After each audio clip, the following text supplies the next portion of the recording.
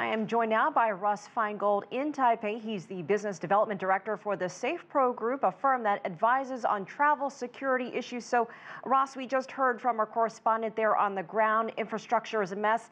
Can people get out of that zone? Can they fly out with all of the destruction and the threat of another tsunami or even volcanic activity?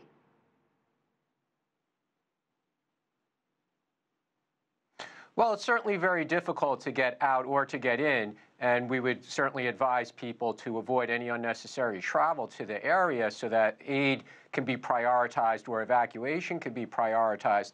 The roads are not completely impassable, which is good, because that will certainly aid in the efforts for rescue and recovery for those who remain trapped. You know, the Indonesian government says that it plans to install a new tsunami warning system after the existing one failed.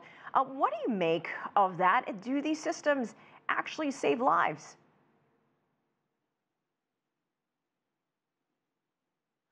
Well, we've seen over time that in some situations these systems can be helpful, but it also depends on the nature of the event. Obviously, a volcanic eruption that triggers this kind of tsunami versus an earthquake, we've seen different styles of weather or natural disaster events over recent years, especially in this part of the world, and different systems would not necessarily have been helpful. Another important thing to keep in mind is the enormous upkeep and maintenance and the technical expertise that these systems require on an ongoing basis. So hopefully the experts and the Indonesian government can learn from this experience, but we have to manage our expectations about how much help such systems can provide in the future.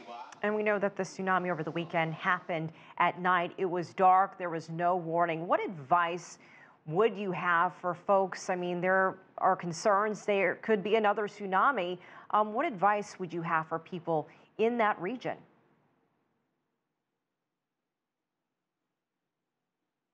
Well, it's a good question because this is an area that is prone to these kinds of events, and we've seen numerous examples in the recent years. Certainly most notable is the 2004 Boxing Day tsunami.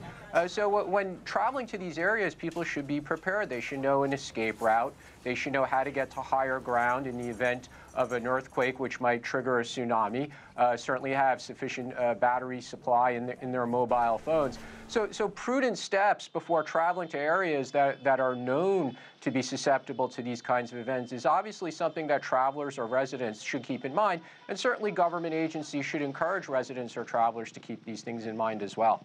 And we know every situation is different, but how long do you think before normal operations would resume as far as infrastructure getting around? And have you heard of any countries issuing any travel advisories to the area?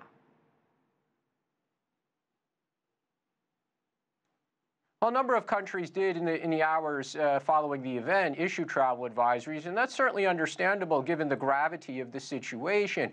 And again, it's not advisable to make any kind of non-essential travel to this area, but we could be optimistic because of the reports that roads are passable, aid convoys are able to reach the area. Something to be concerned about, though, are ash clouds and what it means not just for travel within the immediate area close to where the event occurred, but also regionally as well, because obviously the ash clouds do travel, and that this could have significant impact on travel, air travel throughout the region, and that's a concern for business travelers as well as leisure travelers, certainly around the Christmas and New Year holiday. So certainly people should keep that in mind as well.